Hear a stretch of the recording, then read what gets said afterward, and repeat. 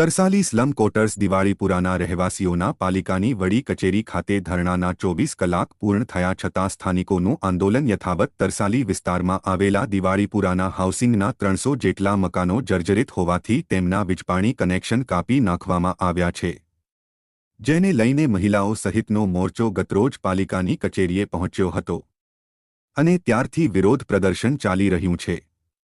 ત્યારે આજે વિરોધ પ્રદર્શનને 24 કલાક પૂર્ણ થયા છે, હજી પણ સ્થાનિકો અડગ રહીને વિરોધ દર્શાવી રહ્યા છે।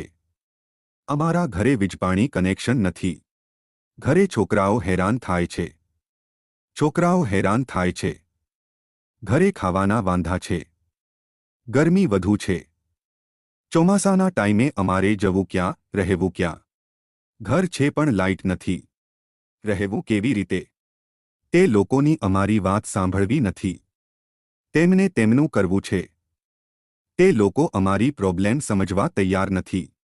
ત્યારે રોજ સ્થાનિક લોકોએ પાલિકાની વડી કચેરી ખાતે તપેલા ચડાવ્યા હતા અને ખીચડી બનાવી હતી, છતાં પણ પાલિકાના અધિકારીઓ અમારી સમસ્યા સમજવા તૈયાર નથી। ત્યારે તારીખ લોકોની માંગ છે કે અમને અમારી વીજ કનેક્શન, પાણી કનેક્શન જોડી આપવા માટે રજૂઆત કરી રહ્યા છે। અમારે ગુરુવારની સમસ્યા છે અને કાલ સવારના અમે રાતે બી અહીંયા રોકાયા છે, ભોજન બી અહીંયા બનાવીને ખાધું છે, અત્યાર સુધી કોઈ નિકાલ આવ્યો નથી। અમારું ત્યાંની વસ્તુ અમારે પાછું આલી દો કાયદેસર।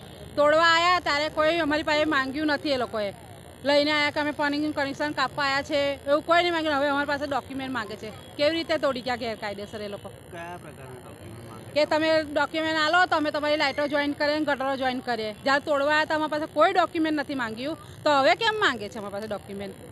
અમારું 3 વસ્તુ ગયું છે, એક વસ્તુ અમને પાછું આપો, ગટર લાઈન, પાણી લાઈન અને આ લાઇટ કનેક્શન।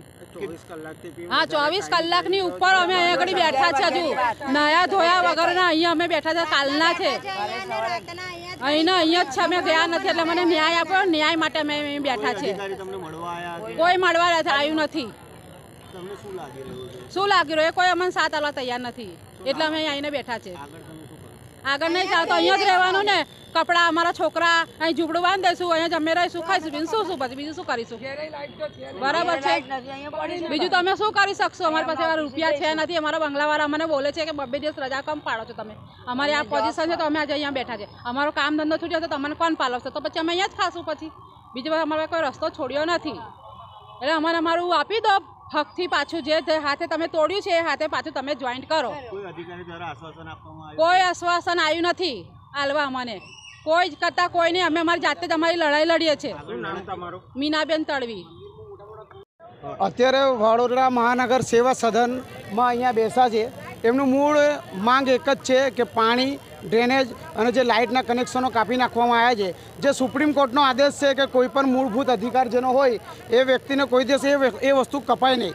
પરંતુ આ જાડી ચામડીના અધિકારીઓ, મેયર, સ્ટેન્ડિંગના ચેરમેન, કમિશનર, બધા મંદિરમાં ઘંટો છે ને એ મોટા ઘંટો છે, જે આવ્યો ઘંટ વગાડીને જાય છે વડોદરા શહેરમાં અને એટલું કરપ્શનો કરીને કરોડો રૂપિયાના કૌભાંડ કરે છે।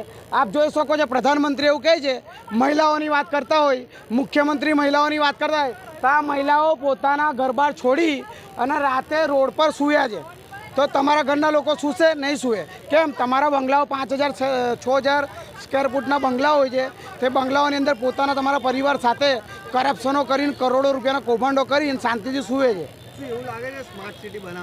કોઈ સ્માર્ટ સિટી બનવાની નથી।